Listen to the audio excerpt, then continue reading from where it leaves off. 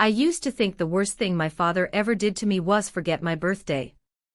I was wrong. The worst thing he did was stand up in front of 80 of Chicago's wealthiest people, raise a glass of champagne, and tell them that paying $200,000 for my brother's finance degree was the smartest investment of his life, right before he looked at me and said I should stop wasting my time at some office job and go find a rich husband instead. He had no idea I was the reason the men sitting across the table still had a company. 72 hours before that dinner, I was the one who kept Harrison Whitfield's $400 million energy empire from being torn apart by his own board. Nobody in that ballroom knew my name. Nobody except Harrison. And he was walking through the door in exactly 4 minutes. Nora, are you even listening to me? My mother's hand found my wrist under the table, the way it always did when she wanted me to sit up straighter, smile wider, disappear a little more. Your father's about to make a toast. I'm listening, I said. I wasn't.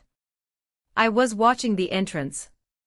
Arthur Vance tapped his fork against his glass, and the room went quiet the way rooms always went quiet for him, not out of respect but out of habit. He'd been doing this my whole life. Commanding silence like he'd earned it. 29 years ago, he began, my son was born, and I knew, I was looking at the future of this family. He turned toward Julian, who sat there in his $600 jacket, soaking it in like sunlight. I didn't hesitate to invest in that future. Columbia. The best professor's money could buy. And look at him now, closing deals before he's 30. A ripple of polite applause. Chloe, Julian's fiancée, clapped along, but her eyes weren't on Julian. They were on me.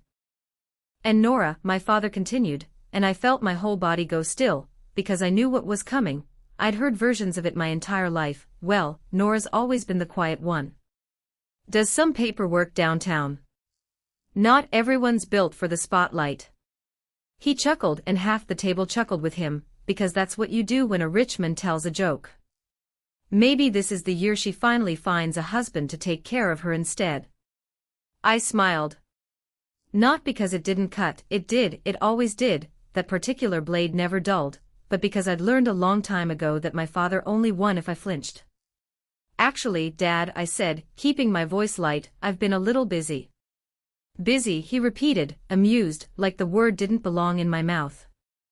Restructuring a $400 million energy company that was 72 hours from filing Chapter 11. I took a sip of water. But sure. Paperwork. The table laughed again, at me, assuming I was joking, making light of my own smallness the way daughters are trained to. Julian smirked into his glass. My father's eyes didn't even flicker toward me. He'd already turned back to the room, back to the guests who mattered, back to the version of the world where I was decoration. That's when the doors opened. Harrison Whitfield walked in wearing the same gray suit he'd worn into my office 3 days earlier, the day his hands were shaking too hard to sign the restructuring agreement himself. Behind him, his daughter, Chloe. No, wait. Chloe was already at our table. My stomach dropped as I realized, Harrison Whitfield was Chloe's father. Julian's future father-in-law. The man whose empire I had personally rebuilt from the ashes was about to sit down at a dinner celebrating my brother's engagement to his daughter. My father lit up like a man who'd just found God. Harrison. Harrison, come in, we saved you a seat right here. Harrison scanned the room, and I watched his eyes catch on me the way a man's eyes catch on the one anchor in a storm. He didn't go to my father's outstretched hand. He walked straight to me. Ms. Vance, he said, and the whole table went silent in a completely different way than before, the silence of people realizing they've missed something. I wasn't sure I'd see you here. I was hoping to thank you in person.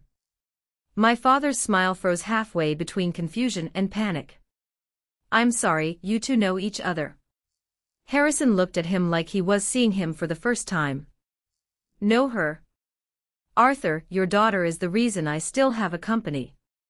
He turned back to me, and his voice dropped softer, almost reverent. 3 days ago, I was signing termination papers for 1,100 employees.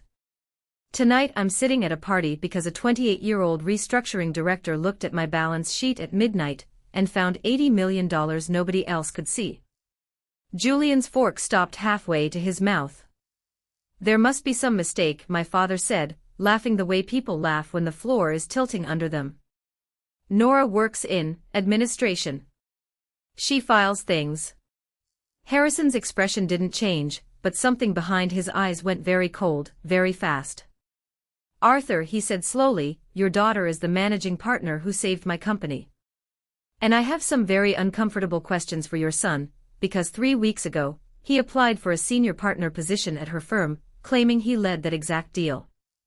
The silence that followed didn't feel like a pause. It felt like the moment right before a building comes down, that half second where everything is still standing, but you already know it's finished. My father turned to look at me, really look at me, for what might have been the first time in a decade. Nora, he said, and his voice had lost every bit of its dinner party polish, what is he talking about? I set down my glass and for the first time all night, I let myself smile completely. Dad, I said, you might want to sit down for this one. Nobody at the table moved. 80 guests, and for a moment it felt like all of them had stopped breathing at once, waiting to see which version of my father would answer, the one who performed control, or the one underneath it. Sit down for what, he said, forcing a laugh that came out thin and wrong. Harrison, I think there's been some kind of mix-up. Julian's been consulting on deals like this for years. Consulting, Harrison repeated, tasting the word like it had gone bad. Arthur, I sat across from your son 3 weeks ago in a conference room at Whitfield Energy. He told me, to my face, that he'd personally structured the debt restructuring for a mid-cap logistics firm in Ohio. I looked into it afterward. That deal never existed. There is no logistics firm. There is no restructuring. He turned toward Julian, and his voice hardened into something I hadn't heard from him even 3 days earlier, when his company was bleeding out on my conference table. You lied to get a job at your own sister's firm. Julian's face had gone the color of the tablecloth. That's not, I was building relationships, that's how this industry works, you network you. You submitted a resume with a fabricated deal history to my HR department, I said quietly, and every head at the table swiveled to me like I'd fired a gun instead of spoken a sentence. I know because I'm the one who reviewed it. I'm the one who flagged it for fraud and sent it to compliance. I didn't even know it was you when I did it, Julian. I just saw the file. Vance, J. It didn't click until I saw your middle initial. I let that settle. You used our last name to try to get past me, and you still got caught. You investigated your own brother. My father's voice cracked upward, outraged, like I was the one who'd done something wrong. I investigate every application that comes across my desk, Dad. That's the job. The job you told this whole table I don't have. Chloe hadn't said a word since Harrison walked in, but now she set down her napkin very deliberately, the way you set down something you've been holding too tightly for too long. Julian, she said, is that where the $50,000 went? The networking retainer you told me about. The table shifted. My mother's hand tightened around her wineglass. Julian opened his mouth and nothing came out. What $50,000? Harrison asked, and now his attention swung fully onto my father, sharp as a blade finding its angle. Arthur. What $50,000? My father's jaw worked. I watched him run the calculations behind his eyes, the same calculations I'd watched him run my whole life, weighing which lie would cost him least. It was a business development advance, he said finally. Standard practice. Julian was cultivating a relationship with your firm on my behalf, Harrison. We've been trying to bring Whitfield Energy into the Vance Financial portfolio for. Vance Financial doesn't have a portfolio, I said. The words landed harder than I expected them to. Harder, maybe, than I meant them to, except I did mean them, every syllable, because I'd known for 6 weeks now what my father had spent 3 years trying to hide. Excuse me, he said. You liquidated the Hartman account in March. The Delacroix Trust in May. You've been rolling client funds to cover margin calls on the leveraged positions you took against Whitfield stock, the same stock you were trying to convince Harrison to let you manage.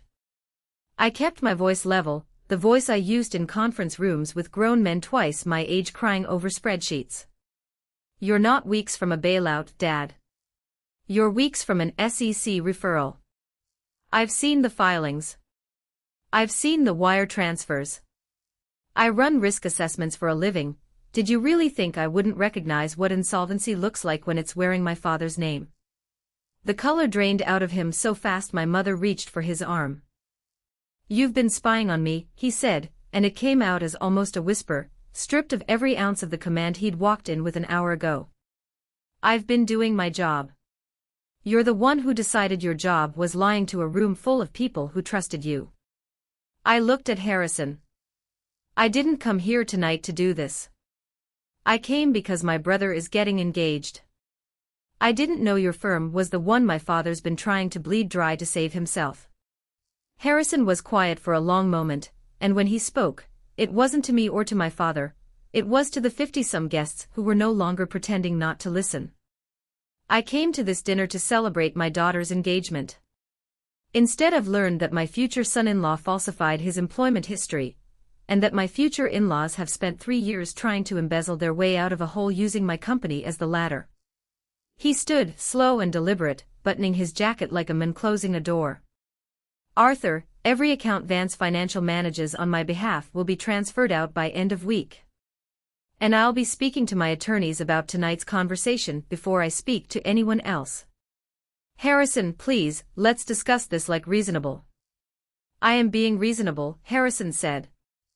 I'm choosing not to call the SEC from this table in front of your other clients. That's the most reasonable I intend to be tonight. Chloe stood next. She didn't look at her father. She looked at Julian, and there was something almost gentle in her face, which somehow made it worse than anger would have. I kept telling myself the inconsistencies didn't mean anything, she said. The deal that fell through in Ohio.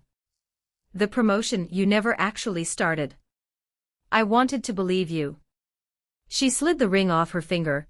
I hadn't even registered she was still wearing it, and set it on the table in front of him, careful, like she didn't want to leave a mark. I don't marry men who need my father's money to look successful. Julian reached for her wrist. Chloe, wait, I can explain.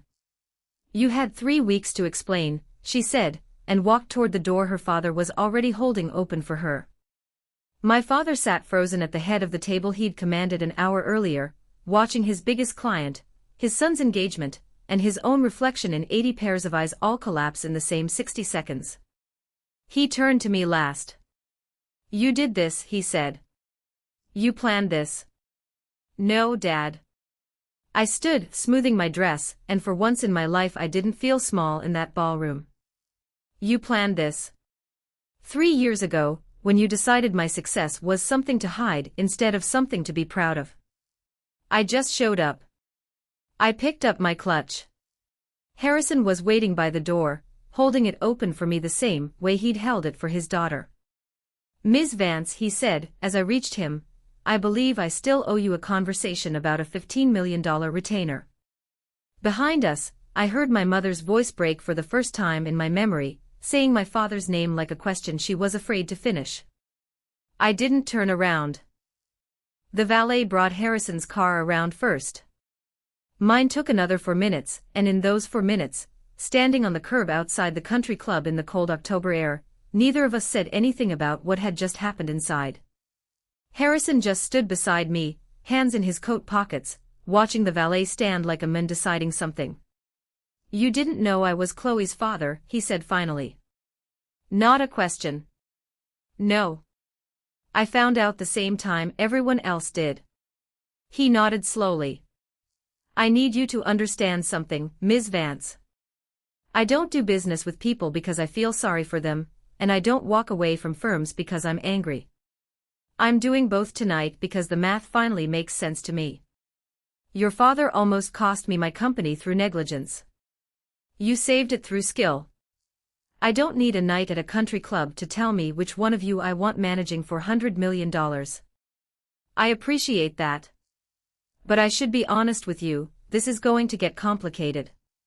Vance and Sterling has strict conflict of interest protocols. If my father's firm is under SEC scrutiny and my last name is Vance, then we'll deal with the paperwork, he said. I didn't get where I am by being scared of paperwork. My car pulled up.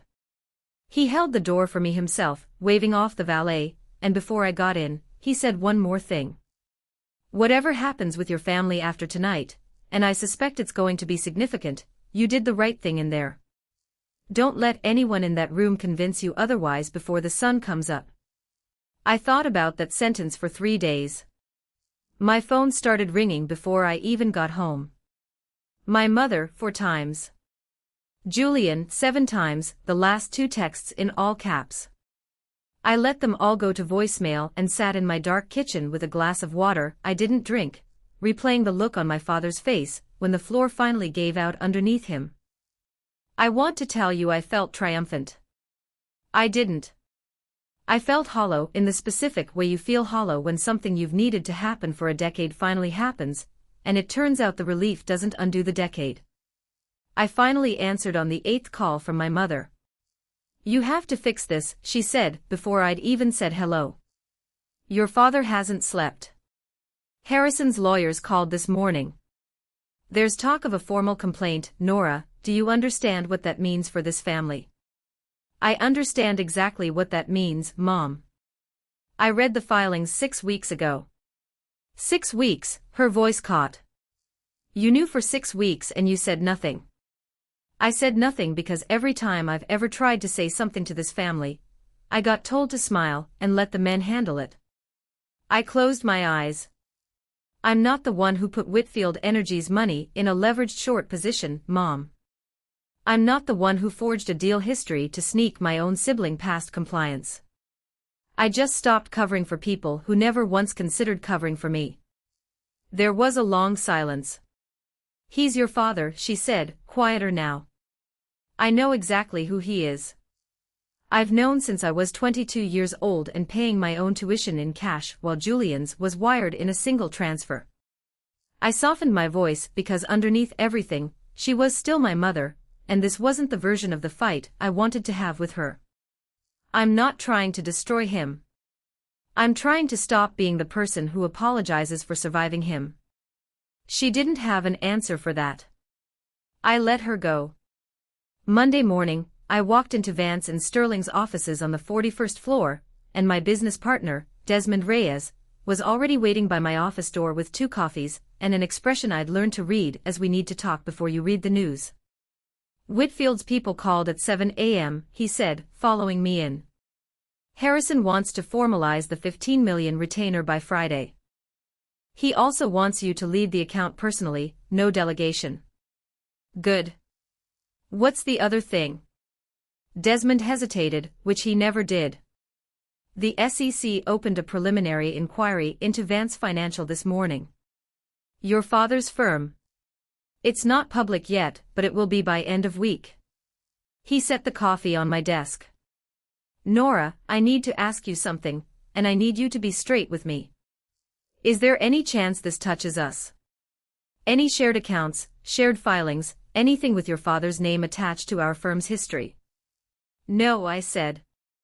I made sure of that a long time ago. I restructured my own paperwork the year I made partner specifically so nothing of mine could ever be tied to his. Desmond studied me for a second. You knew this was coming. Years ago. I suspected. I didn't know how bad until 6 weeks ago. I sat down at my desk and opened my laptop. I kept hoping I was wrong. And now? Now I'm not the one who has to answer for it. I pulled up the Whitfield file. Let's talk about what Harrison actually needs from us, because that's the only fire I'm putting out today. We spent 2 hours restructuring the account terms, and for those 2 hours, I felt something close to normal, the particular calm of solving a problem that had a clean, knowable shape. It didn't last. At 11, my assistant knocked and told me Julian was in the lobby, refusing to leave. I found him by the elevator bank, still in yesterday's clothes, looking like a man who hadn't slept in the same 29 hours I hadn't. He didn't look arrogant anymore. That was the strangest part. My whole life, Julian had worn confidence like a second skin, effortless, inherited. Now he just looked young, and scared, and lost, in a way I'd genuinely never seen. "I need you to talk to Harrison," he said, before I'd even reached him. "I need you to tell him it was a misunderstanding. A miscommunication. Something." "Nora, please. I can't do that. And even if I could, I wouldn't.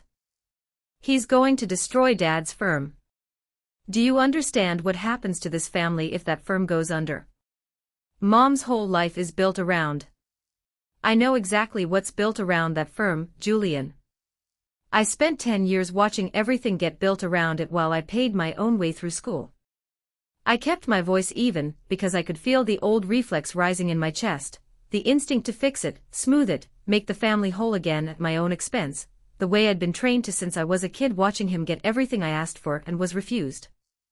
I didn't let it win. You lied on a job application to get past your own sister. You spent $50,000 of Dad's illegal margin cover pretending to network. None of that is my fault, and none of it is mine to fix. So you're just going to let it happen? Let everything fall apart? I'm going to let the truth happen, Julian. That's different from letting something fall apart.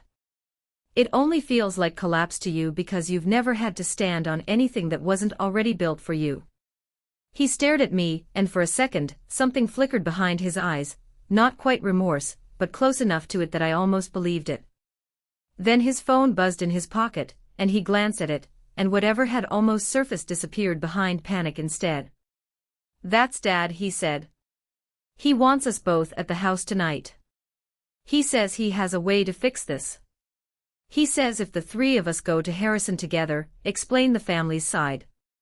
"I'm not going." "Nora." "I said I'm not going, Julian."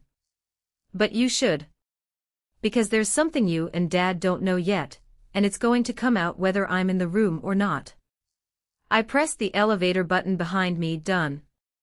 Ask him about the Hartman account. Ask him whose signature is actually on the transfer authorization. And when he tells you it was his, ask him what he told the Hartmans it was for." Julian's face went pale in a way I recognized. Not because he understood. Because some part of him already suspected, and had been too afraid to look. The elevator doors opened. I stepped in. "You're really not coming tonight," he said, as the doors began to close. "No," I said. "But I'll be at the house Friday. When the inquiry goes public. Somebody in this family should be there when it does, and it's clearly not going to be either of you." The doors shut on his face, and I rode down 41 floors in silence, already thinking about what Friday was going to look like, because I already knew something neither of them did yet. I knew what was actually in the Hartman file. Friday came in gray and cold, the kind of Chicago morning that makes the lake look like poured steel. I drove to my parents' house in Lincoln Park a little before 9, the same house I grew up in, the one with the wide front steps I used to sit on doing homework, because the kitchen table was always covered in Julian's college applications. My father was already in the study when I walked in, and he looked like a man who'd aged 5 years in 5 days. The SEC inquiry had gone public that morning. Desmond had texted me the article link at 6 a.m., and I imagine my father had spent the hours since reading it over and over, watching his name sit next to words like preliminary investigation and potential securities fraud. "You came," he said, like he hadn't been sure I would. I said I would. My mother sat in the armchair by the window, and Julian stood near the fireplace, arms crossed, not meeting my eyes. Nobody offered me coffee. Nobody sat down. "I want to explain the Hartman account," my father said, and there was something almost rehearsed in it, like he'd practiced the sentence in the mirror. It wasn't what it looked like in the filing. "The Hartmans authorized." "The Hartmans didn't authorize anything, Dad."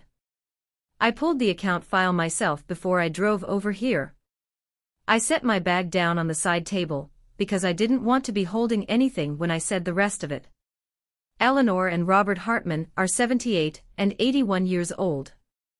Their trust was supposed to fund a memory care facility for Robert, who has early-stage dementia. You liquidated 40% of it in March to cover a margin call, and you had them sign a document you told them was a routine portfolio rebalancing form. I have the form. I have their signatures. I have the actual disclosure statement, which says nothing about rebalancing. The room went very still. That's a private client matter, my father said, but the authority had gone out of his voice completely. It was just a man repeating a sentence because he didn't have another one ready. It's a felony, Dad. Elder financial exploitation isn't a gray area. It's not a technicality. There's an 81-year-old man with dementia whose care fund is 40% lighter because you needed to cover your own bad bets. My voice didn't rise. I'd promised myself it wouldn't, driving over. Not because he didn't deserve to hear it shouted, but because I'd spent a lifetime being told my calm was weakness, and I wanted him to understand, one final time, exactly how much weight calm could carry. I'm not telling you this to threaten you. I'm telling you because their daughter called our firm yesterday, asking for a second opinion on their accounts. She's going to find what I found. If it's not me telling you this morning, it's a federal prosecutor telling you next week. My mother's hand went to her mouth. Julian had gone completely white by the fireplace, the last piece of denial finally falling out from under him. I didn't have a choice, my father said, and his voice cracked on the word choice in a way I'd never heard from him. The market moved against me. I was going to make it back before anyone noticed. You always think you're going to make it back before anyone notices. That's not a plan, Dad. That's an addiction with a spreadsheet. I let that sit. I'm not here to save you from this. I want to be clear about that because I know that's what you're hoping, that I walk in, work some version of the magic I worked for Harrison, and make it disappear. I can't do that even if I wanted to. This isn't a liquidity problem. This is a crime, and it has victims, and one of them is an old man who doesn't remember what year it is. So what, you're just going to let them arrest me? His voice broke fully now, the performance gone, nothing left underneath it but fear. Your own father. I'm not letting anything happen, Dad. I'm not stopping anything either. I stopped being your fixer the night you told a room full of strangers I should find a rich husband instead of doing the work that was quietly keeping this family's name out of the papers for years. I picked my bag back up. You've spent 30 years deciding who in this family gets to be someone. You decided Julian got to be brilliant and I got to be invisible. But invisible people notice things, Dad. We have to. It's how we survive people like you.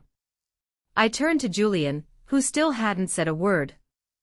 The compliance report on your application is already filed. It can't be undone, and I wouldn't undo it if I could.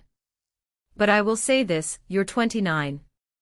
You have time to build something that's actually yours, instead of something you have to fake. I don't know if you will. That's up to you. Nora, my mother said, standing finally, reaching a hand toward me that I didn't take, please. We're your family.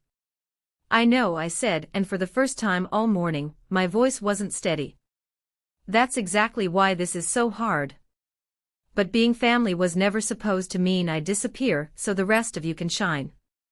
I spent 10 years thinking it did. I'm done thinking that. I walked out through the same front hallway I'd walked through 1,000 times as a kid, past the photos on the wall, years and years of them, and I noticed, really noticed for the first time, how many of them were just Julian. Julian's graduation. Julian's first day at the firm that no longer wanted him. There was exactly one photo of me, tucked on a lower shelf, from my own graduation, the one my father hadn't attended because of a client dinner. I didn't take it with me. I didn't need to anymore. 3 weeks later, I stood in the Whitfield Energy boardroom, signing the final retainer agreement across from Harrison, $15 million settled, ink dry, the account fully transitioned. Desmond stood behind me with a bottle of champagne nobody had opened yet. Your father's firm filed for dissolution yesterday, Harrison said, not unkindly, just as fact, sliding the signed pages back across the table. I saw it in the filings this morning. I know, I said. I'm not going to pretend that doesn't mean something to me. It does. But it's not my dissolution. I built something that has nothing to do with his name, on purpose, a long time before any of this happened. You did. He capped his pen. For what it's worth, Ms. Vance, Nora, I've sat across the table from a lot of people in this industry who inherited their seat. You're the first one I've met who built hers out of being underestimated. He extended his hand. I look forward to a long partnership. I shook it, and for a moment I thought about that first night, the wine-red humiliation of my father's toast, Julian's smirk, my mother's hand tightening on my wrist telling me to sit up straighter, smile wider, disappear a little more. I didn't disappear. I just waited until the room needed someone who actually knew what they were doing, and then I let them find out it had been me the entire time. Desmond finally popped the champagne. Outside the window, Lake Michigan sat gray and enormous under the December sky, and for the first time in longer than I could remember, I felt like exactly the size I actually was.